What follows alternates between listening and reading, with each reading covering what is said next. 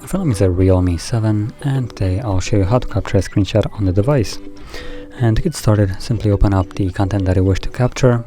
For me it's going to be settings, and once it's open, all you need to do is hold power key and volume down.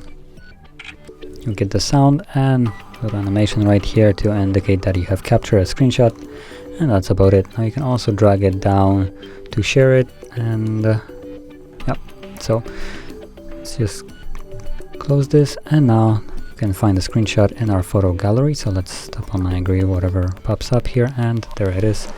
There is our screenshot. So that is how we would capture it. And if you found this very helpful, don't forget to hit like, subscribe, and thanks for watching.